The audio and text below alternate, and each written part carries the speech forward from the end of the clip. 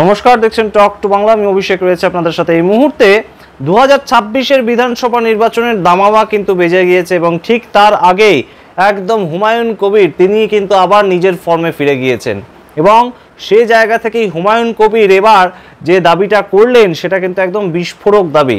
তিনি বলছেন যে এই মুহূর্তে পশ্চিমবঙ্গের সংখ্যালঘু ভোট কিংবা সংখ্যালঘু ভোটারদের যে অবস্থান সেটা কিন্তু খুব একটা তৃণমূল কংগ্রেসের অনুকূলে নয়, বরঞ্চ বেশ খানিকটা কিন্তু বাম কংগ্রেস আইএসএফ জোটের দিকে এই মুহূর্তে মুসলিম ভোট। এবং সেটা নিয়েই তিনি বলছেন যে 2026-এ নাকি তৃণমূল কংগ্রেসের আসন সংখ্যা 200-র কমে নেমে যাবে এবং সেই আসন সংখ্যা যেটা কমে যাবে সেটা নাকি পাবে বাম কংগ্রেস জোটেরা, অর্থাৎ 30 থেকে 40টা আসন নাকি বাম কংগ্রেস জোট পাবে, বলছেন খোদ তৃণমূল কংগ্রেসের বিধায়ক হুমায়ুন কবির, যিনি বারংবার বিতর্কিত মন্তব্য করে থাকেন।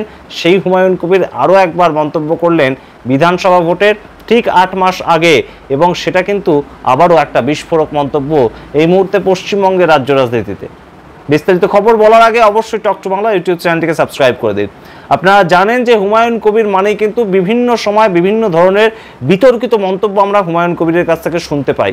সেই 70% এবং 30%-এর যে ফারাক করে হুমায়ুন কবির ভাগীরথীর জলের কথা বলেছিলেন সে তো আপনাদের নিশ্চয়ই মনে আছে, জানিয়ে তুমুল বিতর্ক তৈরি হয়েছিল এবং মহাগুরু মিঠুন চক্রবর্তী বিভিন্ন তাই নিয়ে বক্তব্য রেখেছিলেন।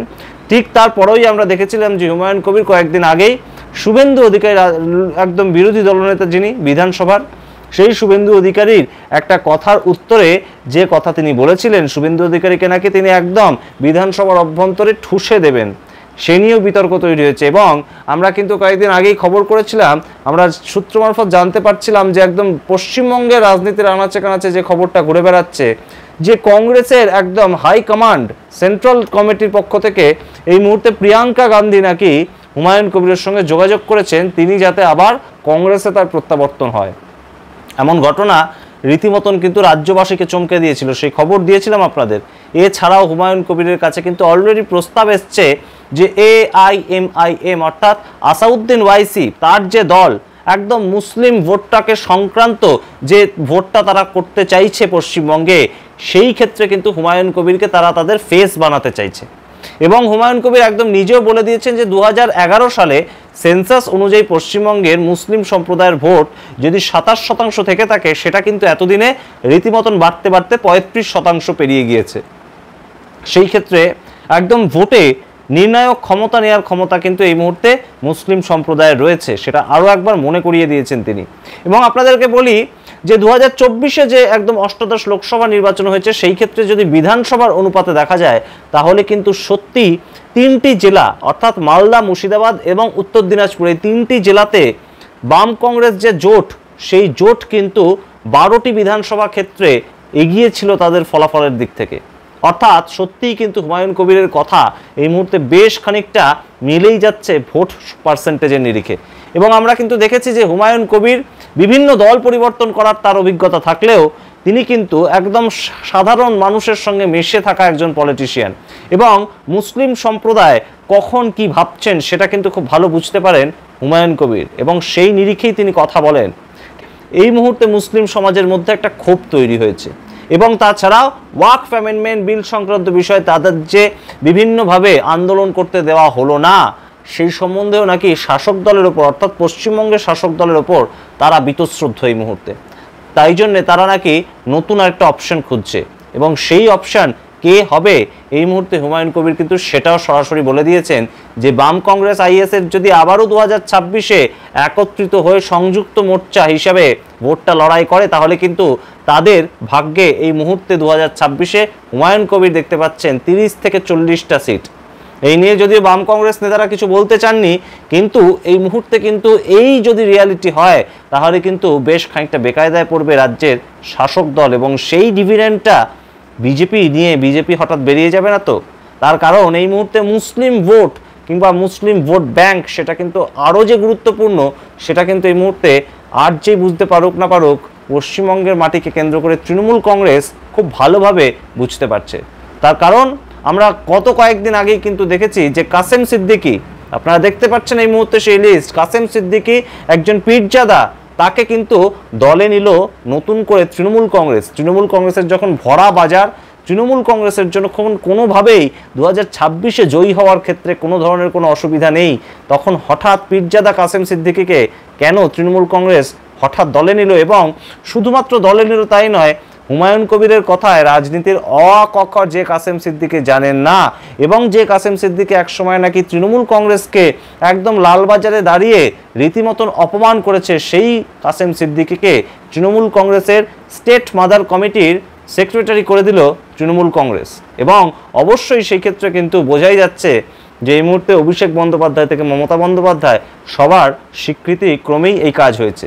সুতরাং বুঝতেই পারছেন যে পশ্চিমবঙ্গের মাটিকে কেন্দ্র করে মুসলিম ভোট ব্যাংক সেটা কিন্তু যে কতটা গুরুত্বপূর্ণ সেটা কিন্তু এই মুহূর্তে তৃণমূল কংগ্রেস বেশ খানিকটা সেটা বুঝে তাদের মতন করে তারা যখন চাল সাজাচ্ছে, তখন হুমায়ুন কবির ভরতপুরের বিধায়ক তিনি বারংবার যে কথাটা বলেন সেটা কিন্তু আরও একবার তিনি বললেন যে কোনোভাবেই কিন্তু তিনি মুসলিম সম্প্রদায়কে এই মুহূর্তে দাঁড়িয়ে এই মুহূর্তে আর সম্পূর্ণ বলতে পারছেন না যে তৃণমূল কংগ্রেসের দিকেই তারা ভোটটা তার দান করবেন।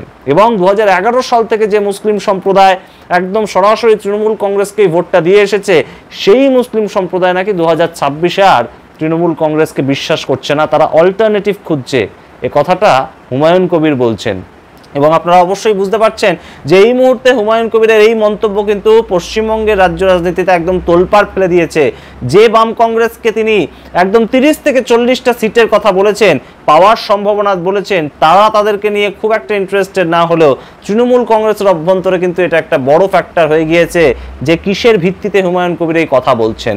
এবং অবশ্যই মুর্শিদাবাদকে কেন্দ্র করে যে ধরনের সংখ্যালঘু ভোটটা রয়েছে সেটা যদি তৃণমূল কংগ্রেস না পায়, কিংবা এই মুহূর্তে আপনাদের বারংবার যে হিসেবটা আমরা বলি যে হুমায়ুন কবিরের এই কথার উপর ভিত্তি করে কিংবা হুমায়ুন কবিরের কথা মতন যদি সত্যি সত্যি 3 থেকে 4% মুসলিম ভোট সেটা যদি ঘুরে যায় বাম কংগ্রেসের দিকে, তাহলে কিন্তু তৃণমূল কংগ্রেসের 46% থেকে 42% নেমে আসতে একদিন সময় লাগবে। এবং সেই সুযোগটাই কিন্তু একদম সরাসরি কোথাও বিজেপি গ্রহণ করতে পারে। এইভাবে কি মুসলিম ভোট যদি ভাগ হয়ে যায় তাহলে ভারতীয় জনতা পার্টি কি কোনো একটা জেতার আশা দেখছে? ঠিক তেমন মন্তব্যই কিন্তু করেছেন সরাসরি এই মুহূর্তে রাহুল সিনহা, অর্থাৎ বিজেপির পশ্চিমবঙ্গের প্রাক্তন রাজ্য সভাপতি।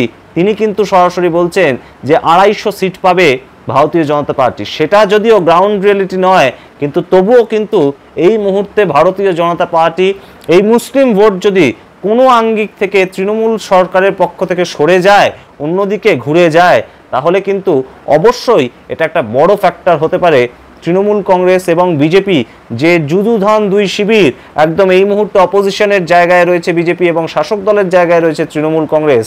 তারা কিন্তু যে কোনো সময় একদম শাসক থেকে বিরোধী এবং বিরোধী থেকে শাসকে ঘুরে যেতে পারে, তেমনই কিন্তু মনে করছেন এই মুহূর্তে রাজনৈতিক মহল। এবং অবশ্যই 2026-এ যদি AIMIM সম্পূর্ণভাবে শুধুমাত্র মুসলিম ভোটটাকে উদ্দেশ্য করে মুসলিম ওরিয়েন্টেড, কিংবা মুসলিমরা যেখানে সংখ্যাগুরু যেটা ধরা হয় যে পশ্চিমবঙ্গের টোটাল ভোটারদের মধ্যে 30% সংখ্যালঘু ভোট রয়েছে, সেই সংখ্যালঘু ভোটটা যদি এইভাবে বিভিন্ন দলের মধ্যে একদম বাটোয়ারা হয়ে যায়, তাহলে কিন্তু আর যার সুবিধা হোক না হোক ভারতীয় জনতা পার্টির সেটা কিন্তু ভোট বাক্সের নিরিখে বেশ খানিকটা সুবিধা হবে। এবং সবচেয়ে বিপদে যদি কোনো দল পড়ে সেটা কিন্তু তৃণমূল কংগ্রেস। এবং অবশ্যই কাসেম সিদ্দিকীকে দলে নেওয়া এবং স্টেট মাদার কমিটির জেনারেল সেক্রেটারি করে দেওয়া নবাগত কাসেম সিদ্দিকীকে, সেটা কিন্তু অবশ্যই এই মুহূর্তে মুসলিম ভোট ব্যাংককে মাথায় রেখে সেটা আর বলে দেওয়ার অপেক্ষা রাখে না, তেমনই কিন্তু মনে করছে রাজনৈতিক মহল। এবং অবশ্যই ওয়াকিবহল মহলের একাংশ কিন্তু মনে করছেন হুমায়ুন কবির এই কথা বলার মাধ্যমে কিন্তু দলকে যেমন সতর্ক করতে চাইলো, ঠিক তেমনভাবেই কিন্তু একদম সরাসরি কোথাও গিয়ে এই মুহূর্তে কংগ্রেসকেও একটা বার্তা দিতে চাইলো, হয়তো যে প্রিয়াঙ্কা গান্ধীর ফোনটা তার কাছে এসেছিল সেটার প্রেক্ষিতে। তাহলে কি কোথাও গিয়ে আবারও দল বদল দেখতে চলেছে পশ্চিমবঙ্গ? 2026-এ যদি তৃণমূল কংগ্রেস সামগ্রিক ঘটনার পরিপ্রেক্ষিতে হুমায়ুন কবিরকে টিকিট না দেয়, তাহলে কি আবারও হুমায়ুন কবির তার পুরনো পার্টিতে জয়েন করবেন এবং কংগ্রেসে গিয়ে তার সামগ্রিক মুসলিম যে সম্প্রদায়ের একটা ভোট, মুসলিম সম্প্রদায়ের যে সমর্থন হুমায়ুন কবিরের সঙ্গে রয়েছে, সেটা কি ট্রান্সফার্ড হয়ে যাবে তৃণমূল থেকে শুধু কংগ্রেসে? সেটাই কিন্তু এখন দেখার বিষয়। এবং অবশ্যই এই মুহূর্তে এই হুমায়ুন কবিরের এই মন্তব্য নিয়ে কিন্তু জল্পনা তৈরি হয়েছে। আপনারা কি মনে করছেন অবশ্যই কমেন্ট বক্সে কমেন্ট করে জানান। AIMIM তার সঙ্গে কংগ্রেসে যেতে পারেন হুমায়ুন কবির, এই দুটো সম্ভাবনাই কিন্তু রয়েছে এবং অবশ্যই তার সঙ্গে তৃণমূল কংগ্রেসের ভোট কমবে এমন কথা বলছেন হুমায়ুন কবির। কিসের ওপর ভিত্তি করে, কি ঘটনা এমন ঘটলো, আপনারা সবটাই জানেন। অবশ্যই কমেন্ট বক্সে আলোচনা করুন। দেখতে থাকুন টক টু বাংলা। প্রত্যেকটা ভিডিও লাইক কমেন্ট শেয়ার করে অবশ্যই টক টু বাংলা ইউটিউব চ্যানেলটিকে সাবস্ক্রাইব করে দিন। ধন্যবাদ।